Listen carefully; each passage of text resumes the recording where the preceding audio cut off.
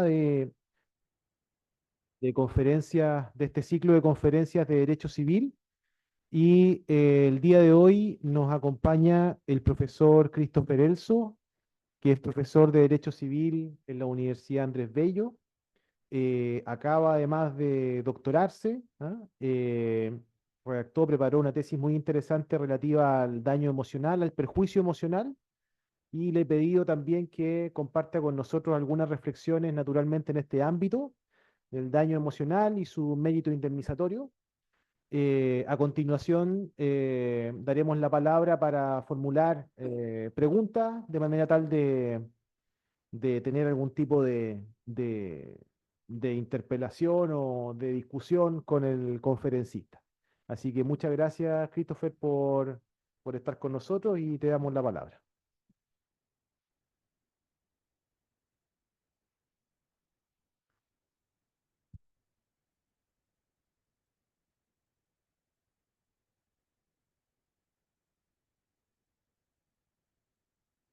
Bueno, muy buenas tardes a todas y a todos.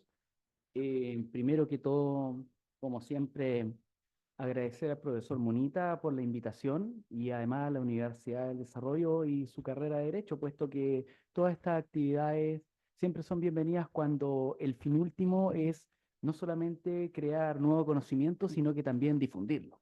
Así que en ese sentido estas instancias son muy, muy buenas y también sirven para generar o comentar algunas reflexiones y también recibir, obviamente, esta retroalimentación en la que hablaba el profesor, sobre todo con un tema que, si bien tiene una tendencia o una noción clásica, también perfectamente se puede al día de hoy, con una mirada multidisciplinaria, dar una nueva reflexión o una nueva arista o generar, por tanto, una nueva mirada respecto de lo que debemos entender al día de hoy como este amplio concepto denominado cierto daño moral o perjuicio extrapatrimonial, como normalmente se le denomina. En vista de ello, tenemos que tener presente de que todos tenemos inserto en nuestro ADN, ¿ya? Que este concepto de daño moral, de hecho, nosotros en nuestra formación, ¿cierto? Normalmente se estudia el tratamiento del perjuicio extrapatrimonial asociado a este concepto. Y nos hemos formado con esta noción clásica, donde también se la asocia al denominado pretium doloris. Sin embargo, el problema que se presenta a tratar el concepto de daño moral o perjuicio extrapatrimonial, en esta noción amplia, conlleva el problema de que al entender o al revisar los estudios sobre esta materia y cómo se aplican en el ámbito judicial, ¿ya? Se puede apreciar que al momento de entrar en esta revisión de los perjuicios extrapatrimoniales, seguimos teniendo, por tanto, esta noción amplia y que normalmente se va caracterizando con una forma, con alguna de sus formas de ser exteriorizado. Normalmente se habla de dolor, pesar, zozobra, se habla también de sufrimiento y cayendo en en ocasiones en que este problema, en un problema práctico, donde su amplitud tampoco deja claro finalmente qué rubro el que estamos indemnizando, sobre todo cuando en algunas ocasiones estamos hablando de indemnizaciones en suma global. En esa línea, la interrogante de toda esta investigación que se hizo en su momento es si debemos entender efectivamente a los perjuicios extrapatrimoniales necesariamente con el dolor o tenemos que entender a los perjuicios extrapatrimoniales con la alteración de la emoción o si por el contrario es preciso hablar de la alteración emocional sin que necesariamente se presente dolor o sin que necesariamente estemos hablando de patología psíquica, ¿ya? Y por otra parte, la interrogante en su momento, ¿cierto?, es si al momento de tomar una decisión en orden a otorgar una indemnización, la interrogante era si efectivamente los tribunales tienen una real noción de lo que debe entenderse como alteración emocional o cuáles son los criterios para entender en el caso concreto cuando estamos frente a su presencia. Por ello, todo el tema de hoy, de la sesión de hoy, tiene por objeto dar esta mirada a la emoción, el sentimiento y la conciencia en la responsabilidad civil y cómo estos conceptos al día de hoy perfectamente pueden ser separados de un abanico amplio denominado perjuicio extrapatrimonial para con el fin de que podamos, ¿cierto?, compartir algunos criterios donde podemos hablar de un concepto un poco más objetivizado.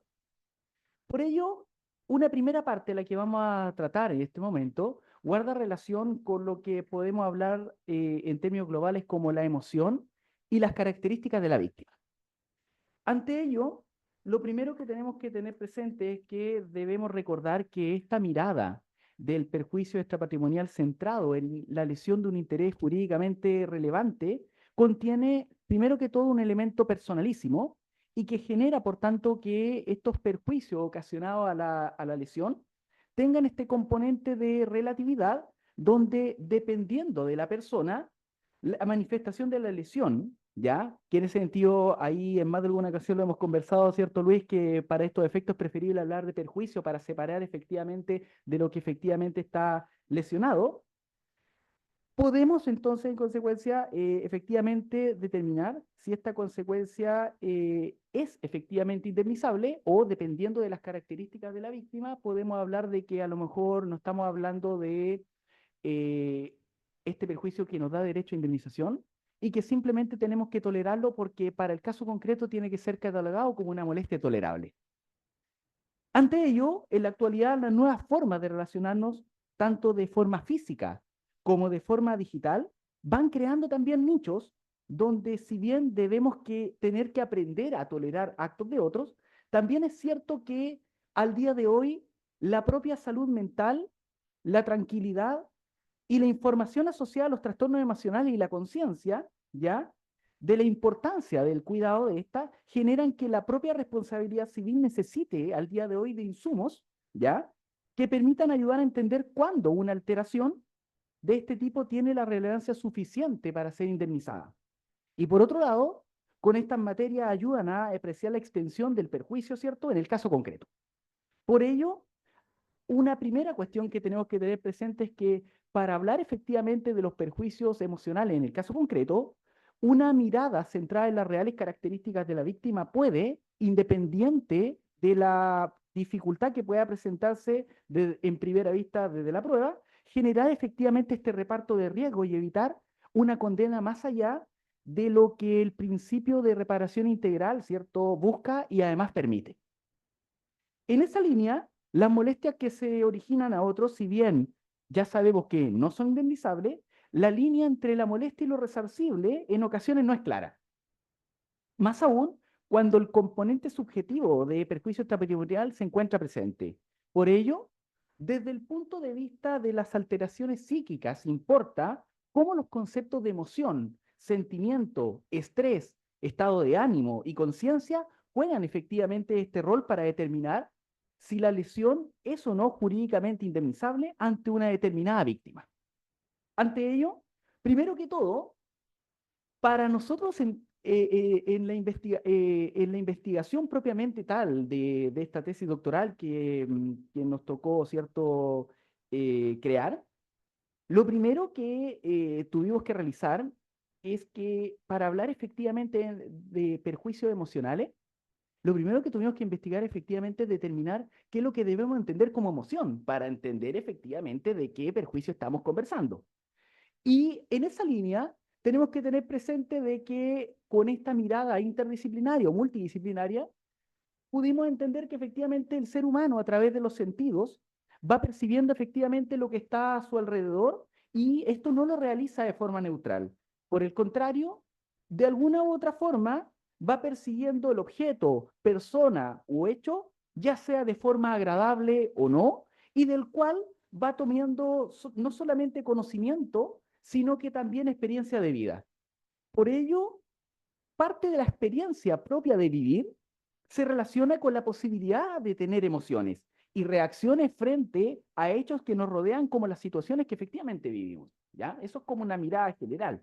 Por ello, las emociones juegan este rol importante en el sujeto, puesto que con ellas va percibiendo, como habíamos dicho, el mundo que lo rodea, contribuyen a la riqueza del desarrollo personal, ¿ya?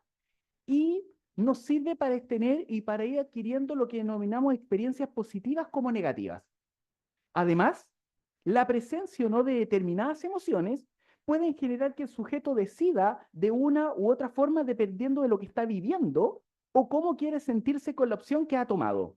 O incluso estas mismas emociones desde el punto de vista del ámbito contractual pueden ser manipuladas con la finalidad de que, en atención a lo que está percibiendo, va tomando efectivamente una decisión, por ejemplo, para la celebración de un determinado acto o contrato. ¿De dónde nosotros podemos ver la alteración emocional sin que necesariamente sea perjuicio, pero sí eventualmente puede servir como un medio para que se tomen decisiones en el momento de la celebración de un contrato?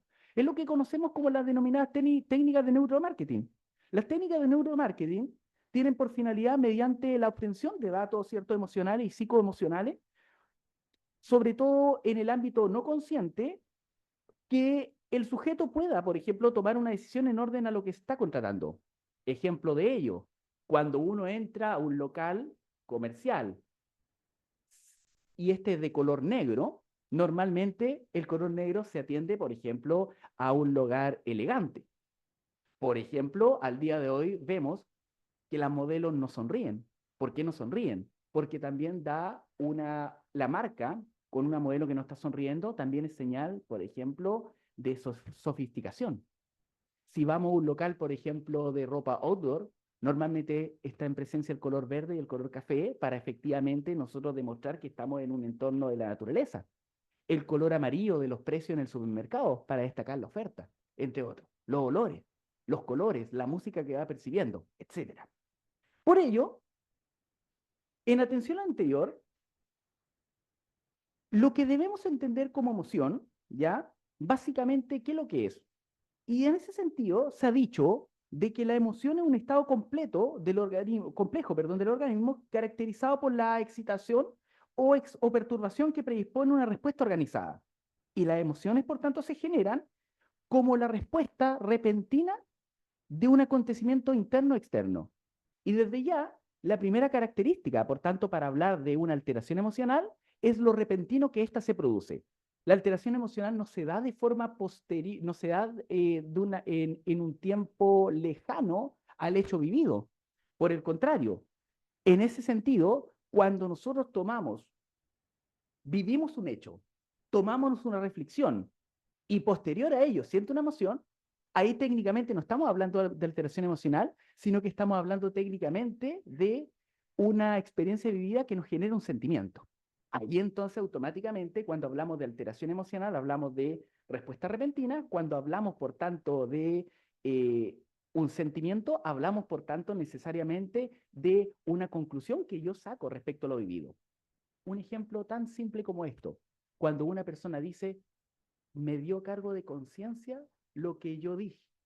En ese sentido, siempre es una respuesta posterior a lo vivido. Por tanto, eso no es una alteración emocional, eso es efectivamente una vivencia que genera, por tanto, un sentimiento. Y en ese sentido, desde el punto de vista de las emociones, existen emociones que son universales y que incluso, por tanto, se pueden ver en animales.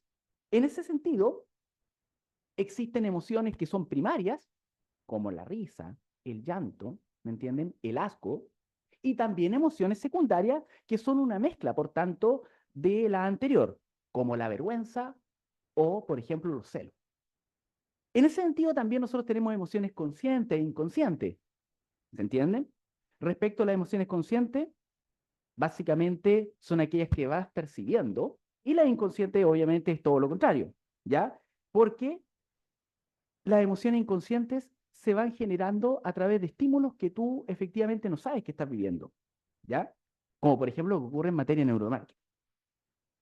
En esa línea, también nosotros tuvimos que ver en qué se diferencia lo que nosotros conocemos como alteración emocional versus, por tanto, alteración del estado del ánimo. Y cuando nosotros estamos hablando de la alteración del estado del ánimo, ¿ya? En ese sentido, necesariamente contempla una característica propia de temporalidad, y cuando hablamos de alteraciones del estado del ánimo, pueden ser de momento bajas, donde hablamos, por ejemplo, de la depresión, o también alteraciones del ánimo de extremos altas cuando estamos hablando de las manías o la euforia, ¿ya? Por ello, por eso, perdón, bajo esa línea, teniendo claro entonces la alteración emocional, la alteración de los sentimientos y una alteración del estado del ánimo, también entonces podemos ver que para analizar efectivamente cuándo estamos frente a un perjuicio, Debemos entender, por tanto, tenemos que tener como claro cuáles son las características, por tanto, de la víctima. Así, sobre todo en un estudio vinculado al derecho penal, Echeburrúa y Corral destacan que, sobre todo desde el punto de vista de la alteración emocional, existen víctimas vulnerables que, por sus características, esas personas son más susceptibles para efectivamente sufrir un perjuicio o están más predispuestas a efectivamente vivir de forma negativa un suceso. Por otro lado, así como existe la vulnerabilidad emocional, existe también la vulnerabilidad psicológica, unida a la falta de equilibrio espiritual o emocional, perdón, y la vulnerabilidad de tipo biológica, ¿ya? Relacionada, por tanto, con una mayor activación psicológica. Es por ello que para entender efectivamente la extensión del perjuicio emocional, las características de la víctima sirven efectivamente como un medio para dar un marco de operación a esta alteración que se pretende, por tanto, frente a esta indemnizar. Por ello, se aprecia que, por tanto, frente a hechos de las mismas características, se pueden presentar situaciones donde las características del perjudicado nos permitirán, por tanto, apreciar que se pueden presentar factores que, si bien a lo mejor para este sean relevantes, ya sea de acuerdo a factores sociales, biológicos, culturales, puedan ser idóneos para esa persona a generar un perjuicio emocional, pero efectivamente para otra persona puede que no. Y no solamente necesariamente, no solamente estamos hablando de un tema que lo estamos vinculando solamente con lo físico y lo psíquico, sino que también incluso, como habíamos dicho, los propios factores culturales pueden, por tanto, generar una alteración o no de la emoción. En vista de ello, ¿qué es lo que nosotros también podemos empezar a identificar? Lo que nosotros podemos ver efectivamente de que nosotros todavía trabajamos con una noción clásica, ¿cierto? De esta alteración, de esta perjuicio extrapatrimonial, donde normalmente los conceptos que sirven para describir, por tanto, el perjuicio extrapatrimonial, sobre todo cuando estamos asociando la pretium doloris, no guardan, por tanto, relación con lo técnico que habíamos conversado. Por ello, si nosotros vemos estos conceptos clásicos de daño moral, de perjuicio extrapatrimonial, se habla de dolor, pesar o zozobra. Pero resulta de que necesariamente para hablar de alteración emocional, no necesariamente vamos a estar en presencia de dolor. Y por tanto, por otro lado, el dolor tampoco genera alteración emocional, puesto que, ¿qué es lo que es el dolor finalmente? El dolor, si nosotros empezamos a ver, no es sinónimo tampoco de perjuicio. ¿Por qué? Porque finalmente, ¿qué es lo que es el dolor? A priori, es una respuesta que nos da nuestro cuerpo ante una situación de peligro. Por ello, cuando estamos hablando de dolor, no es sinónimo, por tanto, de perjuicio. Cuando estamos hablando de alteración emocional, tampoco estamos hablando necesariamente de perjuicio, en la medida que nosotros, por tanto, no tengamos que tener que tolerar, por tanto, esa emoción negativa. ¿Ya? ¿Qué ha dicho la jurisprudencia? La jurisprudencia, y en particular, básicamente por un sesgo propio de la investigación de la tesis doctoral, nos centramos técnicamente en ver el caso español, ¿ya? Y revisar si efectivamente los tribunales han podido identificar o han podido tratar el concepto de alteración emocional no desde un punto de vista genérico, como normalmente lo describe la noción clásica, sino que por el contrario, si es que efectivamente eh, se han utilizado los conceptos de alteración emocional lo más cercano, por tanto, a lo técnico, ¿ya? Si bien pudimos identificar que en su mayoría se sigue utilizando esta noción amplia, sí destacamos algunas sentencias donde al momento de tomar una decisión ya existe, por tanto, una idea donde se abre, por tanto, la posibilidad de efectivamente hablar de alteración emocional y, por tanto, crear o, por tanto, estar en presencia de un concepto de perjuicio eh, emocional con criterios y con marco de operación propio. En ese sentido, ¿qué es lo que pudimos nosotros identificar en la jurisprudencia comparada y en particular en el caso español? El caso español, si bien todavía tiene una tendencia clásica a tratar el daño moral o perjuicio extrapatrimonial igual como lo vemos en Chile, sí se pueden identificar casos donde se toman efectivamente en consideración las reales características del sujeto para determinar la extensión del perjuicio emocional y también identificar que para hablar de perjuicio emocional, tampoco es requisito hablar de patologías psicológicas o perdón, psíquicas.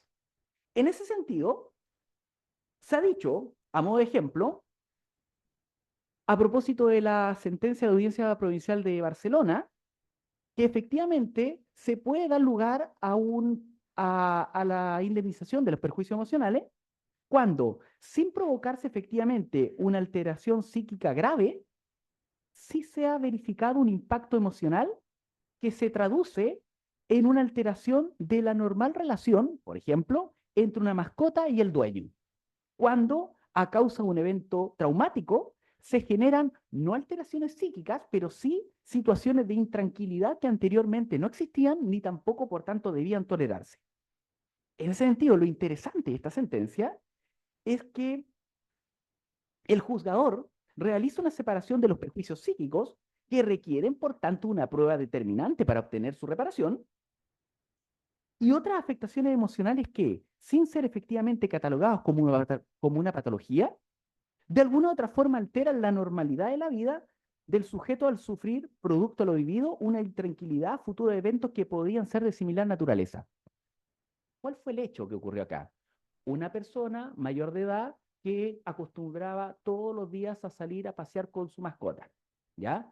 Tenía, por tanto, como costumbre, un recorrido determinado, que lo que provocó, un día cualquiera, iba paseando con su mascota, salió desde un sitio otro perro, ¿me entiendes? Mordió a esta mascota y esta persona efectivamente sufrió ese impacto emocional viendo cómo efectivamente su mascota estaba siendo mordida por un perro de mayor característica, ¿me entiendes? Y que efectivamente entonces estaba viendo cómo estaba gritando y sufriendo. Sobre todo cuando en el sistema español y sobre todo en Europa, la sintiencia animal ya está tomando, por tanto, ribetes importantes, sobre todo para catalogar no solamente al animal como un medio a través del cual se genera perjuicio, sino que también como una víctima directa. Y en ese sentido, finalmente, ¿qué fue lo que se indemnizó propiamente tal? Si bien se pudo demostrar de que la persona al fin del día no sufrió una alteración psíquica desde el punto de vista médico, sí de alguna u otra forma no tenía por qué tolerar esa intranquilidad emocional que significó, por tanto, en generar un nuevo recorrido, puesto que cuando pasaba por esa determinada calle no podía, tenía que siempre recordando, por tanto, el suceso. Por tanto, ya no podía transitar por esa calle puesto que le recordaba, por tanto, lo que había percibido. En esa misma línea, desde el punto de vista de los perjuicios emocionales, ¿qué ocurre, por ejemplo, en los espacios digitales? Y cuando hablo de los espacios digitales, me centro en páginas web y en redes sociales digitales, ¿ya? No es menos cierto que esta especie de protección detrás de un perfil en una red social digital ha sido ha sido, por tanto, fuente de comentarios o mensajes ofensivos como una forma de provocar bullying, como una forma de provocar mobbing, como una forma de provocar acoso o derechamente un ataque a la dignidad y al honor de una persona. Ante ello, por ejemplo, la jurisprudencia española, independiente de eventuales tipos penales, indica, por ejemplo, de que a propósito del uso de las redes sociales digitales, el ataque a la dignidad humana o la propia dignidad humana debe ser respetada incluso cuando el afectado se encuentra fallecido, habilitando por tanto a su heredero víctima por repercusión para solicitarla. Así se ha dicho, por ejemplo, que términos peyorativos a propósito de la muerte en una actividad lícita, aquí ocurrió que un torero murió, por tanto, en una actividad taurina, ¿ya? Son suficientes para considerarlos como una intromisión legítima al honor y son aptos para perturbar el dolor de los familiares como la memoria del difunto. Básicamente, ¿en qué se traducía el mensaje? Qué bueno que murió el asesino. ¿Se entiende? Por otra parte, en las propias redes sociales digitales, como entornos digitales, se puede ver, o pueden ser, perdón, como un lugar donde efectivamente se comete el delito o ilícito civil desde la mirada de la responsabilidad civil. Y es por ello que también en el sistema español se ha dicho que aunque un hecho generador de perjuicios emocionales se haya realizado en un lugar físico, ya sea o no abierto al público, si la finalidad última es publicarlo en redes sociales, debe ser considerado, por tanto, el espacio como un elemento fin último que era la difusión de este medio digital. ¿Qué ocurrió? ¿En qué se tradujo la alteración emocional?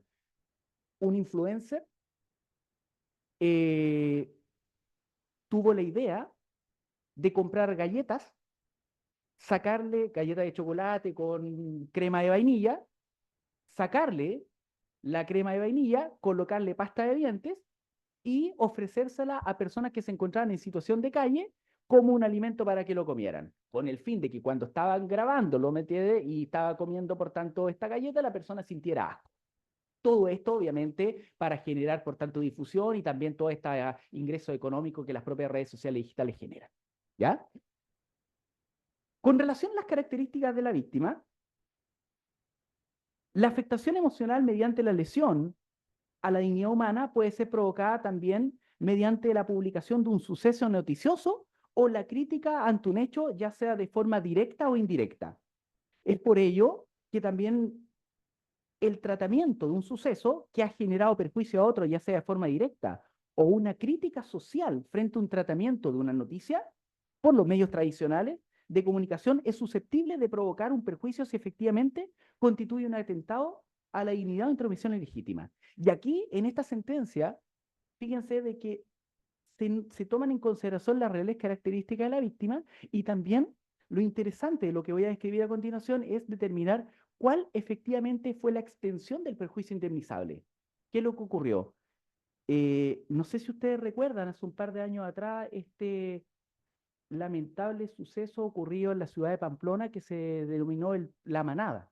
No sé si ustedes recuerdan que ahí hubo un tema de un delito más o menos importante. Ocurrió de que una persona realizó una crítica social donde en una página web que tuvo 2 días, publicada, publicó como crítica social un supuesto tour donde se llevaba, por tanto, en un determinado horario a los lugares donde efectivamente se habían cometido una secuencia, por tanto, de violaciones donde una mujer entonces fue la víctima. ¿Ya? Entonces, este tour, ¿qué es lo que indicaba? Iba a indicar cuáles eran los recorridos, cuáles eran técnicamente los diálogos y después terminaba con una sección donde se podían comprar copias de la ropa que esta persona estaba utilizando y también algunos pins y por tanto alguna especie de souvenir. ¿Ya? Esto finalmente fue una crítica social en orden a cómo los medios de comunicación llevaban a cabo la noticia. Pero ¿qué es lo que ocurrió? Se consideró, por tanto, una intromisión ilegítima y el perjuicio emocional en ese sentido, y se condenó, perdón, al autor de este sitio web o al propietario de este sitio web a una condena de 15.000 euros que se centró técnicamente en indemnizar no todo el perjuicio emocional vivido, porque obviamente esto viene provocado por el propio delito, sino que técnicamente por el hecho de que la persona de la víctima o la víctima consideró que estaba siendo cosificada y su, y su trastorno emocional que estaba siendo tratado sufrió una reversa y por tanto fue revictimizada. Entonces ahí es donde nos damos cuenta de que efectivamente cuando estamos hablando de alteraciones emocionales hay que tener ojo de que en ocasiones existen ciertos antecedentes que sirven simplemente para incrementar la alteración, pero no para crear por tanto su presencia. Lo mismo ocurre, por ejemplo, en utilización de imágenes sin consentimiento de la víctima, como también es un motivo para fundamentar estas demandas indemnizatorias, ¿ya? Y también, por tanto, se dijo que es considerada una intromisión legítima la utilización de imágenes indebidas en una red social sin el consentimiento del afectado. Y en ese sentido, se dijo por la jurisprudencia española lo siguiente, que la finalidad de una cuenta abierta en una red social en Internet es la comunicación de su titular con terceros y la posibilidad de que estos mismos puedan tener acceso al contenido para interactuar con su titular. Pero el hecho de que existan redes sociales públicas no se pueden considerar, por tanto, como una especie de aceptación tácita en orden a que puedan descargarse estas imágenes y poderse utilizar para otros fines. ¿Ya? En una sentencia similar, se indicó que la propia intromisión ilegítima es susceptible de indemnización cuando se publica una imagen en redes sociales que, si bien formaba parte de un set de imágenes tomadas voluntariamente por la víctima, algunas de ellas no son parte del contexto de la campaña publicitaria. ¿Qué fue lo que ocurrió? Ocurrió lo siguiente, en una peluquería eh, se le pidió a ciertas clientas que pudieran, por tanto, posar para difundir, por tanto, la marca o el nombre de esta peluquería. Básicamente eran con lencería, que lo que ocurrió que posteriormente cuando el dueño de esta peluquería publicó las imágenes, al momento de subir este grupo de fotos, una de ellas aparecía, por tanto, mostrando ciertas partes íntimas entonces de esta persona y que por eso bajo ese hecho se consideró intromisión ilegítima, puesto que esa foto no era parte del contexto de la campaña. Y lo que se dijo de que efectivamente, si bien ella había aceptado tácitamente entonces tomarse esas imágenes y además que ella misma había publicado ciertas imágenes en su cuenta pública. ¿Se entiende? En ese sentido, también, ¿qué es lo que ocurre, por ejemplo, en materia laboral? Donde sobre todo ahí el concepto de alteración emocional se puede ver de una forma más técnica, en el caso español. Se ha resuelto que para efecto de determinar la presencia de estrés o angustia con ocasión del trabajo, estas no pueden ser consideradas propiamente tal como una enfermedad profesional, toda vez que la alteración emocional son un elemento propio de la persona y que pueden tener múltiples orígenes cuando es de tipo negativo. Por ello, cuando efectivamente la alteración emocional es catalogada efectivamente como accidente del trabajo, cuando concurra una relación causal entre la patología y la actividad laboral desarrollada. Por ello, cuando el estrés proviene de múltiples causas, las cuales son ajenas a la relación laboral, pero que finalmente se manifiestan con ocasión del trabajo, no son indemnizables, por tanto, desde el punto de vista, entonces, desde el punto de vista de la indemnización prácticamente, entonces, por la relación laboral. Por el contrario, si la angustia o el estrés se producen exclusivamente con ocasión del trabajo, la solución es distinta, independiente si la víctima posee antecedentes depresivos o de ansiedad previamente diagnosticados. Nuevamente, ahí se toman en consideración las reales características de la víctima, pero también el contexto de dónde se desarrolló el hecho lesivo. En esa misma línea, también se dijo que las amenazas sufridas con ocasión a la relación del trabajo también son desencadenantes de ansiedad o estrés, ¿ya? Y en ese sentido, si bien pueden existir enfermedades de base que le puedan o no generar una patología, lo importante es determinar la gravedad de la lesión y por tanto hacer un ejercicio de comparación entre si el trastorno se habría provocado en otra persona que se encuentra, por tanto, en la misma situación que la víctima. Por eso habíamos dicho, las reales características de la víctima nos pueden decir de que existen ciertas personas que en atención a sus antecedentes pueden ser más susceptibles para sufrir prejuicio. Puede ser que a lo mejor mi compañero de trabajo sea más susceptible de sufrir prejuicio y yo pueda tener, por tanto, cierta fortaleza en orden entonces a soportar, por ejemplo, cierto acto con ocasión de la relación laboral. Por tanto, en ese sentido o en esa línea, ¿ya? Hemos visto que finalmente todo esto se centra en la protección de los bienes jurídicos que serían la vida, el equilibrio espiritual, la dignidad, que forma parte, por tanto, del desarrollo propiamente tal de la persona y que guarda relación efectivamente con su esfera física y psíquica. En ese sentido, también eh, no debemos dejar de lado, como habíamos dicho, en consecuencia, las reales características de la víctima y que también esas características nos sirven de alguna u otra forma para determinar la previsibilidad, por tanto, del hecho lesivo. Y también nos puede servir como un margen para determinar el estándar de conducta o el grado, por tanto, de negligencia del sujeto activo. Por ello, cuando estamos hablando de las reales características de la víctima, no necesariamente entonces tenemos que hablar de la de sus características desde el punto de vista biológico, físico, psíquico, sino que también pueden servir para determinar la presencia o no de alteración emocional, los títulos que inviste o, por tanto, el oficio que éste ejerce. Por ello, tomando en consideración la experiencia norteamericana nos dice, fíjense de que ya William Prosser en 1939 ya decía, a propósito de que hablaba de la alteración emocional como un nuevo tort, ¿me entiendes? Bajo el concepto el concepto, ¿cierto?, del sistema norteamericano, ya hablaba de que efectivamente nosotros tenemos que ir estableciendo una especie de revisión en el caso concreto para evitar, por ejemplo, frivolidad, por tanto, de la petición de ciertas demandas.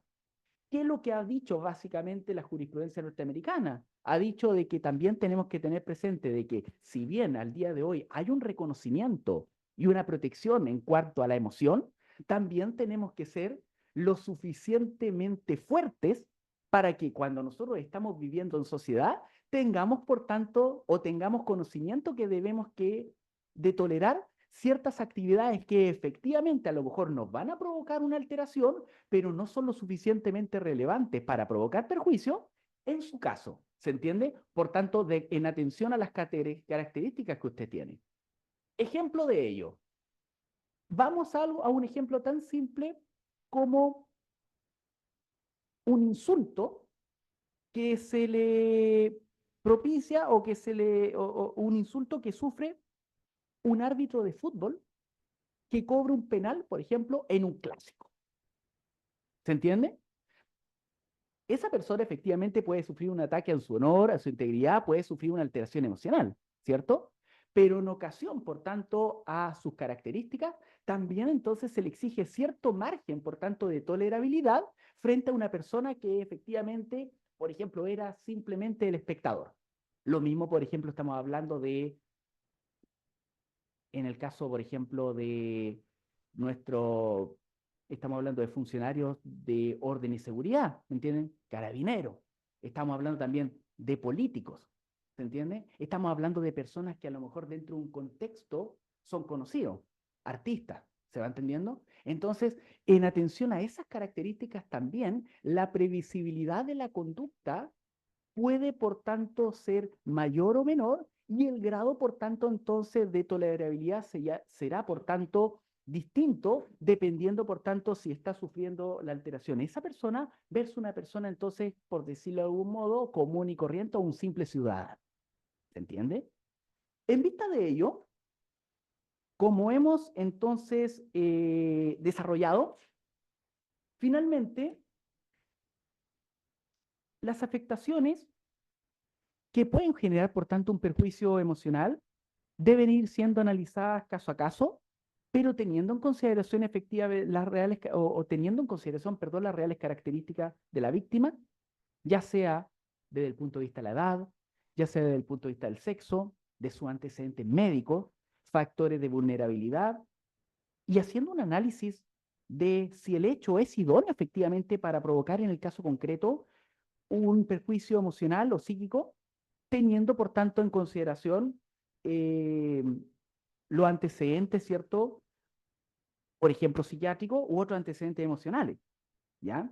Es por ello que con estas afirmaciones se realza de que el componente, ¿cierto?, de perjuicio extrapatrimonial está íntimamente relacionado con el sujeto, pero que este concepto de perjuicio emocional no puede ser al día de hoy mirado de una forma abstracta, sino que también tiene que ir siendo mirado con elementos técnicos y mirados, por tanto, en el caso concreto. Por ello, ya como palabras finales, ¿qué podemos decir? La emoción, el sentimiento y el estrés, la alteración emocional en general, si bien cumplen un rol determinante en la toma de decisiones, en lo jurídico, por tanto, no necesariamente tenemos que asimilarlo al concepto de perjuicio. Lo mismo cuando estamos hablando de la presencia de dolor. ¿Cómo entonces la responsabilidad civil finalmente puede ir tomando una mayor noción respecto de qué es lo que tenemos que entender como alteración emocional? Primero, un estudio interdisciplinar como mecanismo de adquisición de información sirve para comprender entonces fenómenos o afectaciones que puede sufrir una persona, como habíamos dicho también, otras formas de vida sintiente, ¿ya? Por ello, un concepto de daño moral o de preteum doloris al día de hoy no logra actualmente que la responsabilidad civil pueda nutrirse de otras áreas de las que se pueden obtener insumos para comprender el fenómeno de la emoción y cómo ésta puede repercutir en la salud o en la dignidad humana, que le sirve, ya habíamos dicho, como un fin o realización o crecimiento espiritual, entre otros.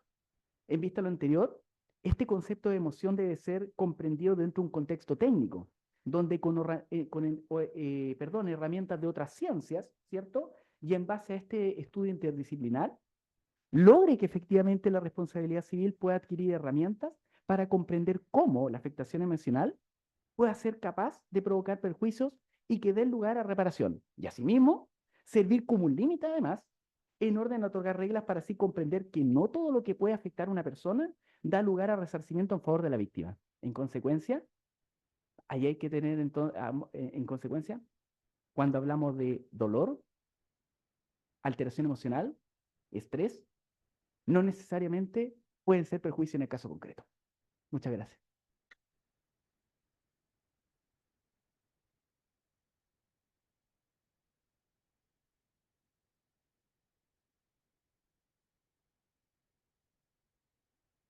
Yo me voy a quedar con el micrófono y voy a dar la palabra luego a continuación si es que hay más preguntas. Pero yo voy a comenzar, me permito comenzar con las preguntas.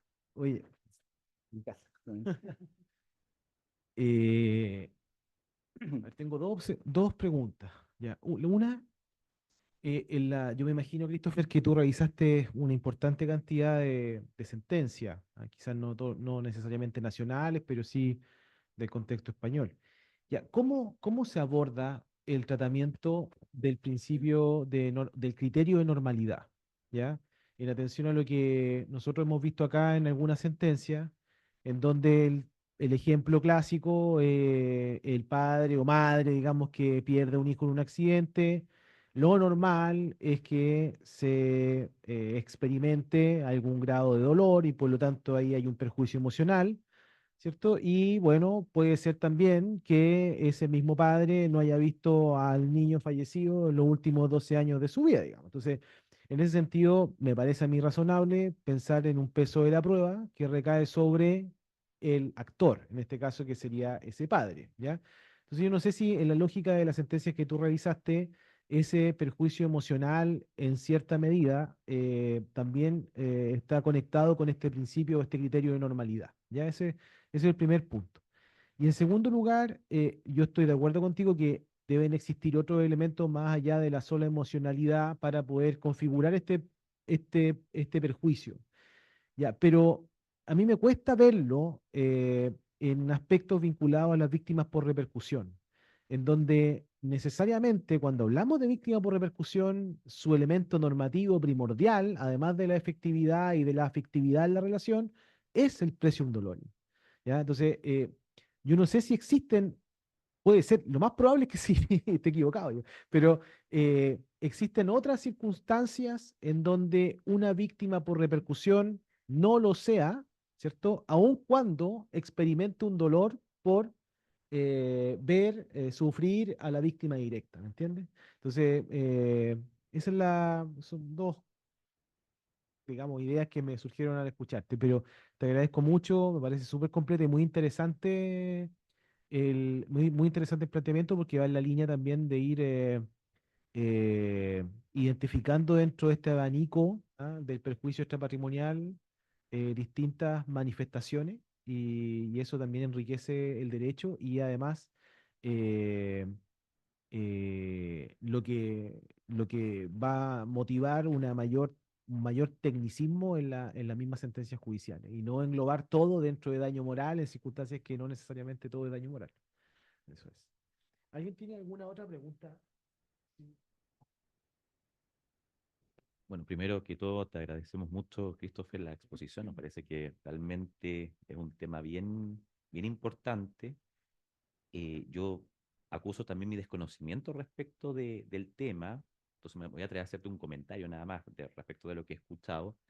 Y mira, yo mientras te escuchaba con mucha atención, observaba también y pensaba la peligrosidad de los conceptos que tú has manejado, ¿cierto? Y nos has expuesto acá, pensando en el ordenamiento jurídico en su conjunto, porque en definitiva cuando hace la exposición del tema que estudia con tanta profundidad, yo me pregunto, ¿cierto? Desde el desconocimiento específico de la materia, ¿cuándo el ordenamiento jurídico ha pensado en en la emocionalidad? Yo veo, por ejemplo, desde el recorrido del Código Civil, ¿cierto? Pasando por la materia contractual, extracontractual, incluso en familia, la emocionalidad nunca ha estado dentro de la estructura del legislador. la- incluso en materia de error, ¿cierto? Las percepciones, por ejemplo, tú, capaz estoy equivocado, ¿cierto? En lo específico de lo conceptual, porque, claro, tú hablas aquí del sentimiento, ¿cierto? La emoción, la percepción, pero más allá de la distinción, siempre se lleva algo espiritual, algo interno, ¿cierto? Algo que se puede confundir con el daño moral, qué sé yo. Entonces, la, cuando te escuchaba, yo tengo la percepción que los cambios o los giros que podría uno advertir son trasladar tal vez las características personales del sujeto a convertirlo en un requisito para generar el daño. Em, Podría ser, pero no está dentro de la estructura del legislador. Entonces, la pregunta en definitiva es, ¿cómo salvamos hoy día eh, el hecho de no eh, entrar a destruir en el fondo, ¿cierto? Nuestra base conceptual, nuestra base de derecho occidental, nuestras reglas que tenemos nosotros, y convertir, ¿cierto?, una posible indemnización del daño emocional en, como tú lo has advertido, ¿cierto?, una relación general, cuando en realidad pareciera ser, o sea, desde mi percepción, y creo que tú lo pudiste observar también, algo que se da más bien en una relación específica, como una relación laboral. Eso sería, no sé si me pude dar a entender bien con el comentario.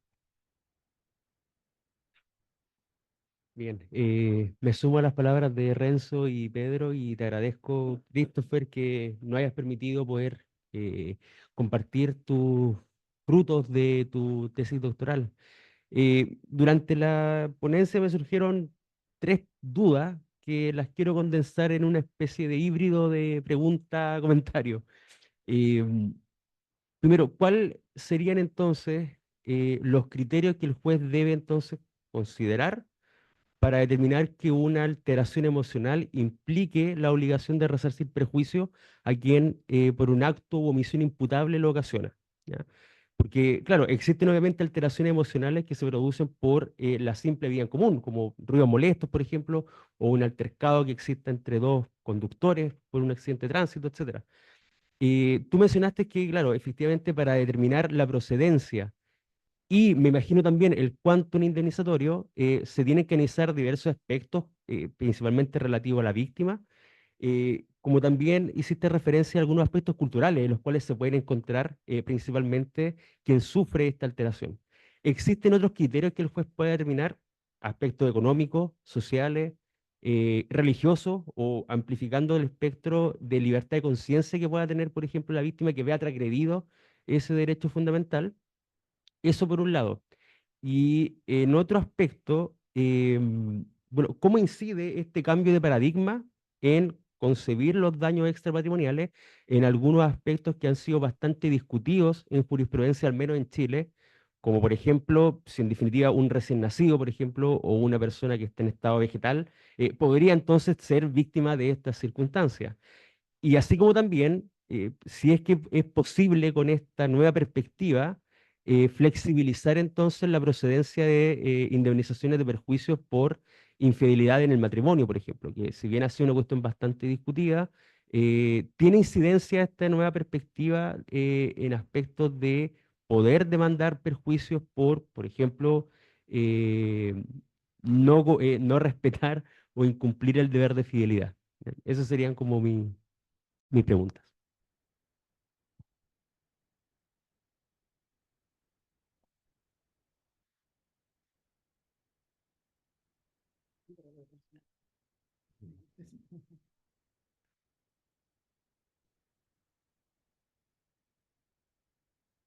Bueno, lo primero que tenía que decirle, profesor Elso, es que es verdaderamente un agrado haber podido tener el privilegio de haber escuchado su ponencia.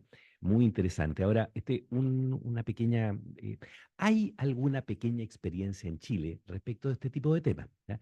Me recuerdo años atrás, cuando yo era abogado, em, a la luz de la legislación de libertad de prensa, del ejercicio del periodismo, de la ley 19.048, hay algunas cosas que se dijeron en los años 90, 2000, ¿ya? Y me recuerdo que hay una situación con los programas de televisión, que eran programas, comillas, graciosos, en donde se le hacía una broma muy pesada a una persona sin que estuviera, por supuesto, en condición de saberlo, ¿ya?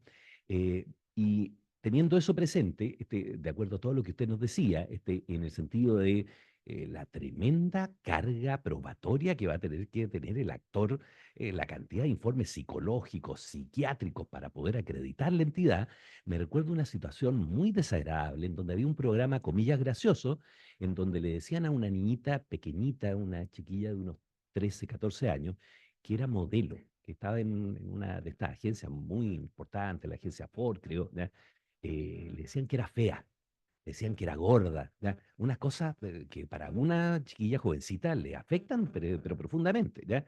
Y la Corte Suprema hizo un análisis de, como decía el profesor Munita, del criterio de normalidad, en el sentido de que lo que se le dice a una persona cualquiera, ¿ya? Cuestionando su físico, sus características propias, ¿ya? Para una chiquilla que está esperanzada en tener una carrera como modelo, podría ser una cosa terrible, ¿ya? La niña terminó con 2 intentos de suicidio, una cosa tremenda, y la Corte Suprema sancionó a este programa, que era una especie de copia de lo que se hacía en Argentina con el programa de Tinelli, ¿eh? Por ahí iba la cosa, ¿ya? Así que hay alguna pequeña jurisprudencia, algunos pequeños elementos que podrían servir en Chile como para poder tomarlos de base a lo que va a ser, lo que va a venir después, digamos, ¿ya? Insisto, lo que me preocupa a mí es la cantidad de el peso del onus probandi, ya que va a tener que soportar el demandante, va a ser tremendo. Y yo creo que también el demandado, ¿ya? O sea, va a ser una contraposición de decenas de informes psicológicos y psiquiátricos respecto de lo que realmente afectó a la víctima, ¿ya? Creo que me parece delantativo así, digamos, ¿ya? Muchas gracias.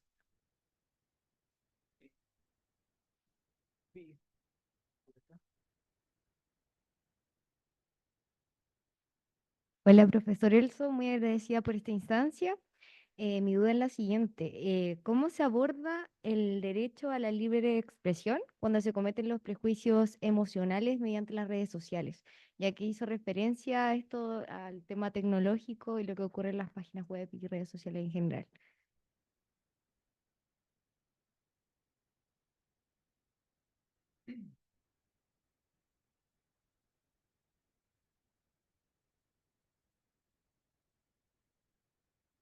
Buenas tardes, profesor. Algunas preguntas relacionadas con lo que decía el profesor Eduardo respecto a el onus probandi. Refiriéndose al caso español, señaló prueba contundente. Puedo entender que tratándose de daño emocional podrían ser efectivamente informes psicológicos y psiquiátricos, peritajes, etcétera, pero no necesariamente creo que sería el único o medio probatorio. Lo otro es respecto a la transmisibilidad de esta acción por parte de algún legitimado activo. Y eso creo que era. Gracias. ¿Alguien más? Yo aprovecho la última pregunta, debería haber empezado, así que pido disculpas. Bueno, lo primero, felicitarte por todo lo que es el trabajo doctoral. Me siento identificado, puesto que no es fácil llegar y escribir a propósito de separar categorías. Tenemos algunos autores que separan las distintas categorías de perjuicios extrapatrimoniales, pero sentarse y llegar a escribir, sobre todo con el tema que tú has tratado, no es fácil. Sobre todo que en Chile no hay mucha jurisprudencia y doctrina sobre eso, y tienden a empujar esa idea del daño emocional precisamente por este deslinde en cómo podemos hacer un análisis cuando el interés protegido tiene que ver con la espiritualidad. Ahora, primero, brevemente como comentario, los ejemplos que tú entregaste de jurisprudencia española, no lo encuentro tan descabellado pensando en el derecho chileno, cuando muchos de esos ejemplos se han resuelto, pero en sede constitucional. Por ejemplo, el caso de las funas o cosas donde podemos pensar luego en consecuencias para el derecho privado, derivadas de lesión a la honra, por ejemplo. Entonces, cosas distintas que no se presenten demandas por ese concepto. Ya, pero no me parece descabellado en ese sentido hacer el símil. Y ahora sí mi pregunta. Eh, en base a los ordenamientos como el español u otro que tú hayas tenido que analizar, mi pregunta es si eh, tiene sentido la distinción entre daño y perjuicio para justificar la partida indemnizatoria que es objeto de que fue objeto de tu investigación doctoral. Ya, porque, por ejemplo, en el caso español, hay algunos autores, a propósito, por ejemplo, del daño corporal, que hacen esta distinción entre daño y perjuicio, pero no todos. Muchos lo toman como sinónimo y que decir el caso chileno, eh, esta idea de equivalencia. Entonces me gustaría saber si, en tu opinión, esta distinción efectivamente apoya tu tesis para poder hacer la construcción sobre la clase de daño que tú nos propones acá. ¿Ya? Y lo segundo es, eh, también en verdad es el título de comentario porque muchas preguntas que tenía ya fueron levantadas acá, que además de la ley que habla el profesor Andrade, tampoco es tan alejado de nuestro mundo una situación que todos los que ven televisión a las 10 de la noche han visto la circunstancia donde, por ejemplo, están entre medio de un partido de fútbol, 20 horas, y el comentarista dice, desde las 22 horas, Canal 13 está autorizado para transmitir programas para mayores de 18 años. ¿Qué puede ocurrir? Bueno, antes se ponía R, ¿cierto? Cuando veíamos las películas. La pregunta es si un menor de edad, por ejemplo, eh, si esta obligación de informar que solo para mayores de 18 no la cumple la entidad televisiva, también pudiésemos pensar en una hipótesis cuando un menor ve, por ejemplo, contenido violento y pudiese justificarse esa partida. Ahora, volvemos a lo mismo en sede constitucional. Solo se ha discutido en denuncia a la CNTV, pero también pudiésemos pensar en una posibilidad de una demanda indemnizatoria, con los resguardos que tú dices respecto de los requisitos para poder hacer la construcción jurídica del daño emocional como un contenido jurídicamente relevante. Eso. Vale. La otra pregunta era respecto a la determinación del quantum. Respecto, bueno, en todas las legislaciones han habido problemas en torno a determinar cuánto se debe indemnizar.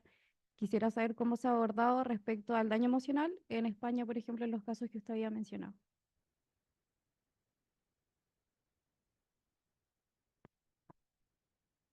Ahí sí, ¿o no? Sí, ahí sí, escucha.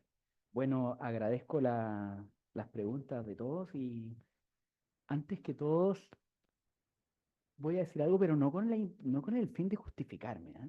Pero en ocasiones, con esta investigación, uno se va dando cuenta que tiende, tiende a quedarse solo cuando, sobre todo, cuando se hicieron cuenta al inicio de esta sesión. Yo había dicho que nosotros nacemos con un ADN donde tenemos claro cuál es el concepto de daño moral y como que no tendemos a utilizar esta noción amplia, ¿ya? En cuanto a lo anterior, entonces, a modo como de ir tocando de a poco toda la respuesta, efectivamente, de acuerdo a lo que planteas tú, Renzo, el criterio de normalidad, yo no te voy a desconocer que en ocasiones cuesta identificarlo. En ocasiones cuesta, sobre todo cuando nosotros tenemos que recurrir necesariamente, ¿cierto? Para probar, por ejemplo, no solamente la alteración emocional con estos elementos que planteaba usted, por ejemplo, sino que también en ocasiones nuestros propios intervinientes o operadores jurídicos tienden a descansar mucho en la presunción, ¿ya? Y tienden a descansar mucho entonces en esa eh, conclusión que se espera del juez con una buena descripción del hecho, más que efectivamente centrarse en la alteración. ¿Se entiende? O sea, entonces, mientras más impactante aparece la descripción, mayor, por tanto, será la configuración entonces de la presunción, más que técnicamente hablando de la alteración que se pudo probar en el caso concreto. Por ello, en ese sentido, ¿cómo se pudo ver, por ejemplo, algunos casos de criterios de normalidad, eh, por ejemplo, en el sistema norteamericano? Ahí donde se pudo acreditar, donde yo pude distinguir mayor precisión desde el punto de vista de la normalidad, sobre todo cuando a propósito de atentados contra el honor, se tomaba en consideración, por ejemplo, la propia, como habíamos mencionado hace un par de minutos atrás, la propia fortaleza que nosotros tenemos que tener por el hecho de relacionarnos con otros. O sea, la jurisprudencia norteamericana dijo, o sea, sobre todo a propósito de un caso que, si bien era un caso más vinculado a afectación de derechos fundamentales. Si se dijo, ojo, que en ocasión a sus características y en ocasión entonces a la difusión de un tema público, ¿ya? Hay ciertas situaciones donde usted efectivamente es normal que se moleste, es normal que se moleste en atención a sus características, en ocasión a la investidura que tiene, ¿ya? Y en ese sentido yo puedo entender de que efectivamente usted lo va a alterar, pero cuando se trata de un fin último, usted tiene que tolerarlo. Un caso que ocurrió en Estados Unidos, un caso que se llama Snyder versus Phelps, del año 2011, donde finalmente, ¿qué es lo que ocurrió? Como para que se entienda la explicación que acabo de dar. Ocurrió de que falleció un militar en la guerra de Irak, ¿ya? Este militar, este militar era homosexual, ¿ya? Y ocurre de que em, un pastor, ¿ya? En pleno funeral, pero a una distancia de 300 metros, empezó a comentar lo que estaba pasando en la guerra de Irak y se dijo de que esta persona falleció básicamente por una decisión de Dios, ¿ya? Y básicamente, ¿por qué? Porque había cierta, por tanto, cierto rechazo respecto, por tanto, de los homosexuales. ¿Qué es lo que ocurrió? En ese sentido, ¿cómo fue resuelto este tema? O sea, se dijo, disculpe, o sea, aquí hay cierta investidura, yo entiendo que aquí puede causar cierta molestia a los familiares, pero en ocasión a la investidura que está teniendo esta persona, aquí también no solo se está difundiendo algo que a usted le puede causar molestia, pero al final del día el mensaje que está indicando era un mensaje en orden a una situación que está habiendo a nivel país. Y en ese sentido, entonces, ¿qué es lo que básicamente se resolvió en el Snyder versus Phelps? O sea, se resolvió de que finalmente cuando nosotros tenemos cierta investidura, por tanto, hay ciertas molestias que efectivamente yo tengo que entender que a usted le van a causar no perjuicio, molestia, de acuerdo a lo que habíamos conversado, ¿ya? Y que efectivamente hay ciertas, por tanto, insultos, hay ciertas ofensas que efectivamente dentro de ese contexto, por tanto, van a ser previsibles y por tanto, cuando yo me voy a preocupar, cuando ya el estándar, por tanto, de la infracción sea mayor. O sea, ahí se estableció un piso bastante alto donde básicamente la ofensa y la crítica social entonces se estableció básicamente como un mecanismo para indicar de que lo que supere aquello, que la pregunta buena sería de mirar qué aquello que supera este estándar tan alto, efectivamente puede alterar la normalidad. Criterios de normalidad también por ejemplo, en el sistema español, si bien no se ven como un gran criterio genérico de normalidad, también se vieron, por ejemplo, con ocasión del trabajo respecto de personas del área de la salud, sobre todo a propósito de la exposición en el 2020 a COVID, donde también se indicaba de que, ojo, usted es profesional de la salud, usted sabe de que en atención al lugar donde está viviendo o donde está trabajando, perdón, hay cierto riesgo de que efectivamente usted va a contagiar, puede contagiarse y por tanto yo esa ansiedad o esa sensación de peligro yo la entiendo como propio de la actividad que usted está desarrollando. Entonces ahí, si bien no te puedo dar como una respuesta genérica desde el punto de vista de qué es lo que tenemos que entender como normalidad, sí, al menos en el caso norteamericano o el caso, por ejemplo, español a propósito de la situación, va indicando que en ciertas actividades concretas ya se iban estableciendo, por tanto, ciertos pisos. Y desde el punto desde el punto asociado a las víctimas por repercusión, eh, tú mencionabas, Renzo, también de que normalmente la víctima de repercusión es lo que alega propiamente tal, puede ser eventualmente a lo mejor una alteración de tipo extrapatrimonial. Pero fíjate que yo ahí tengo una pequeña observación en atención a que al día de hoy el concepto de dignidad y el concepto de sufrimiento no necesariamente se relaciona al día de hoy con la persona, sino que se relaciona con otra forma de vida asistente. O sea, por ejemplo, existe toda esta denominación o esta certificación que se denomina halal, que se trata de, por tanto, que se certifica que animales durante el proceso, ¿cierto?, de sacrificio no sufrieron, ¿ya?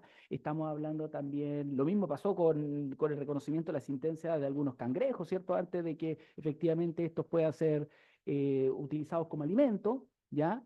Y también si nosotros lo vinculamos a la mascota y la relación que efectivamente se produce con una persona, donde al día de hoy incluso, ya desde el punto de vista de la psicología, se puede también indicar de que la mascota es parte incluso del contexto o del núcleo familiar, ¿ya?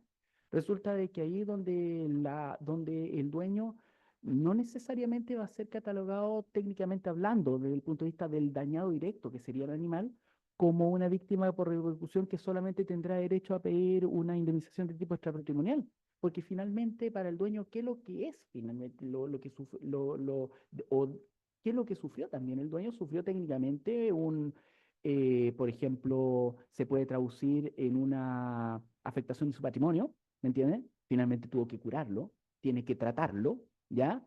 Y en ese sentido estamos hablando de una víctima de repercusión que a mi modo de ver, ya en atención a esta noción de lo que debemos entender que básicamente hacia dónde apunta la dignidad, no necesariamente de tipo extrapatrimonial. ¿Se entiende? O sea, en ese sentido, eh, por eso yo había dicho, o sea, al día de hoy al animal no solamente el medio a través del cual se provoca el perjuicio, sino que también al final del día podemos considerarlo como la víctima directa. ¿Se entiende? ¿Ya? ¿Ya? Mm, exactamente.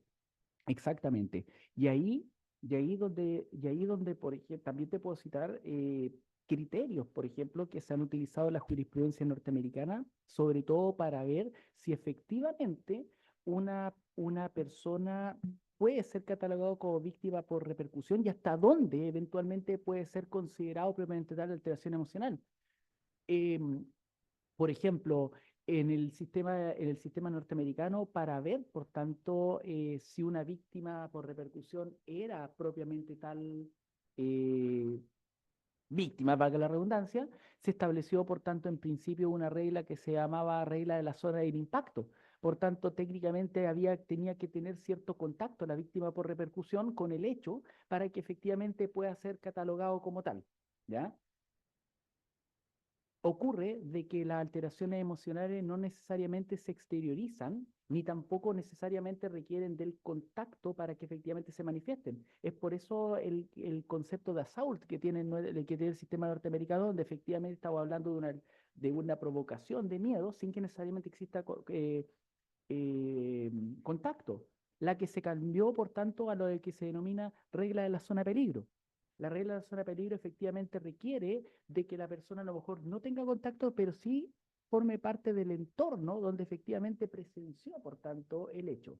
Y es por eso que en el sistema, en la experiencia norteamericana, por ejemplo, se ha otorgado indemnización de perjuicio a una persona que efectivamente estaba viendo cómo su hija estaba cruzando la calle y la atropellaron, versus, por ejemplo, la negativa a una indemnización de perjuicio respecto de una madre que sintió chirriar los neumáticos producto de una frenada brusca, sintió, por tanto, a la hija gritar, se asustó, pero finalmente no presenció el hecho y que no terminó, por tanto, en una desgracia. ¿Se entiende? Por ello, ahí básicamente en el sistema norteamericano se han establecido, por tanto, ciertos parámetros donde, dependiendo del contexto y dependiendo, por tanto, de lo que presenció o no, o si forma, o dentro de este ámbito donde efectivamente se puede provocar el perjuicio, es susceptible o no para ser indemnizable. Ahí tenemos, por ejemplo, algunas manifestaciones.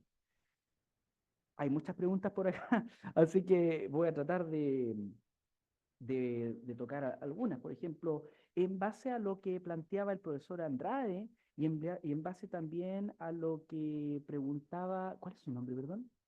Catalina, no, Luis, estaba completamente identificado. Catalina, ¿cierto?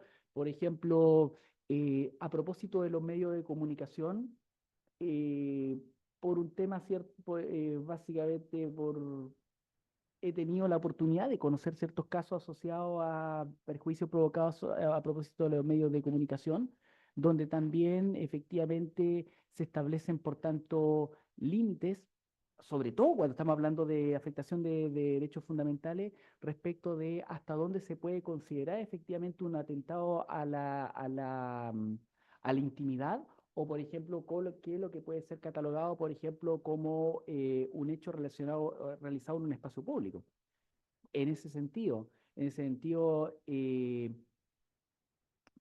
por ejemplo, los actos realizados, por tanto, en ciertos espacios públicos, por tanto, los actos realizados, por tanto, donde efectivamente no se puede, o básicamente son de libre acceso, ya efectivamente, si bien que me tomen una foto, que me vean, por ejemplo, no sé, protestando y me vean lanzando una piedra contra una ventana y después me vea yo publicado, por tanto, en las redes sociales, ya no son susceptibles, por tanto, de considerarlo una intromisión ilegítima cuando efectivamente fue realizado, por tanto, en un espacio público y, por tanto, yo también tengo conocimiento de que no solamente me están viendo, sino que también el hecho se está difundiendo.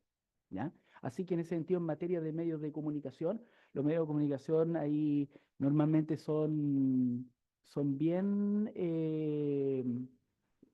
son normalmente reciben, por tanto, muchas críticas en ocasiones de repente a lo que están difundiendo, en ocasiones, por tanto, y en ocasiones, por tanto, a la crítica que están realizando. ¿Ya? Pero ahí también donde nuestros propios tribunales han dicho, ojo, que también hay ciertos espacios públicos donde efectivamente yo no puedo, por tanto, entender de que lo que ya sale, por tanto, de su esfera privada pueda, por tanto, ser digna de una protección. Y es por ello, por ejemplo, de que en el sistema español la propia ley de protección al honor, dignidad, ¿me entiendes? Establece, por tanto, este concepto denominado de la intromisión ilegítima. Entonces, ¿cuándo efectivamente podemos hablar de alteración emocional? ¿Cuándo hablamos, por tanto, de una lesión? ¿Ya? Cuando ya no se justifique, por tanto, la intromisión. Una foto en un espacio público, ¿ya? Cuando yo realizo una opinión en un medio de comunicación, ¿se entiende? Etcétera.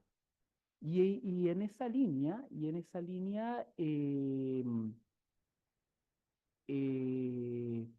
nos sirve, por tanto, como un marco para determinar no solamente, y ahí conecto con lo que planteas tú, Luis, eh, si efectivamente en esta investigación sirve distinguir entre el daño y el perjuicio, y ahí en ese sentido yo te puedo decir que sí, puesto que eso mismo también nos puede indicar de que efectivamente pueden existir lesiones que efectivamente yo tenga que tolerarlas, daño sin perjuicio, ¿me entiendes? Como efectivamente existan lesiones donde finalmente yo tenga, por tanto, el deber de ser resarcido.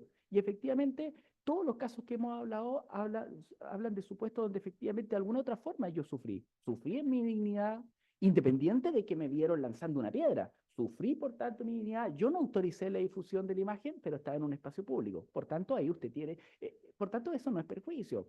¿Habrá afectación emocional? Sí, puede estar sufriendo porque lo identifican y lo critican, sí, pero también ahí donde está el límite, por tanto, donde nosotros también esta propia alteración emocional tenemos que ver hasta qué punto la tengo que tolerar y hasta qué punto yo tenga derecho a ser resarcido. Y ahí tenemos, por tanto, tenemos claramente una afectación a un eventualmente derecho, sí. ¿Tenemos, por tanto, el derecho a ser resarcido o no? Y ahí está esa distinción que a lo mejor tú también planteas en tu investigación de daño sin perjuicio, incluso perjuicio sin que se produzca daño. Y en esa misma línea, de acuerdo a lo que planteas tú, Claudia, ¿cómo básicamente se aborda el tratamiento de las redes sociales digitales? Yo te puedo dar el contexto del derecho español que básicamente lo vinculan a la protección del honor y a la protección de la dignidad con algunos criterios que son súper interesantes para efectos de determinar hasta qué punto yo puedo hablar o no de intromisión.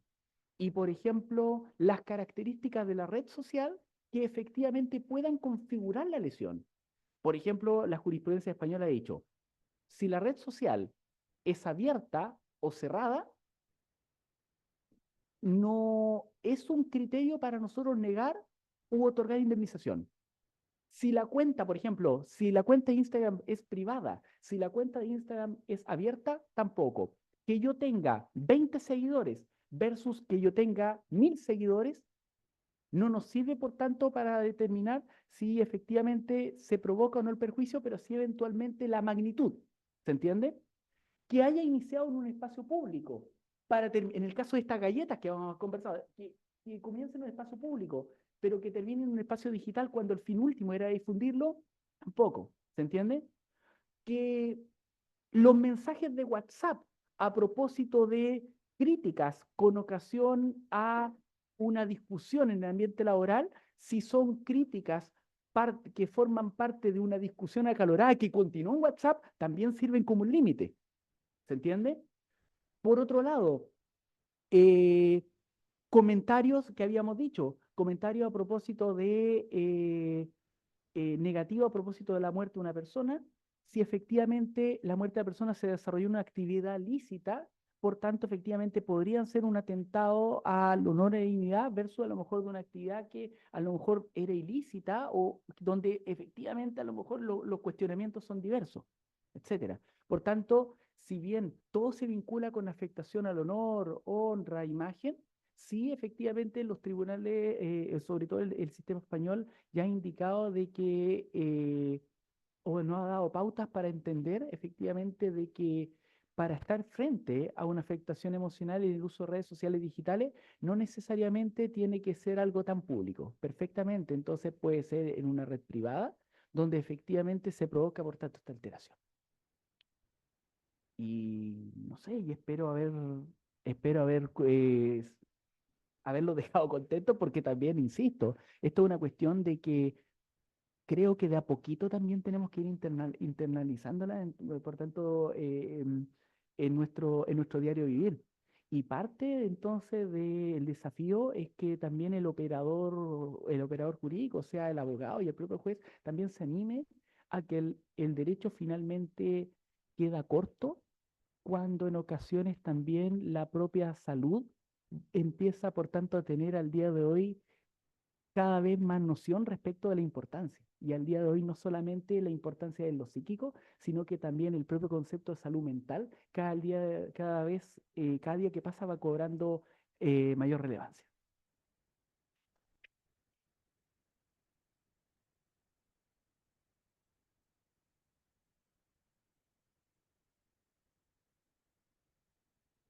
Con esto ponemos término a esta actividad y muchas gracias por su asistencia y nos vemos en una próxima oportunidad.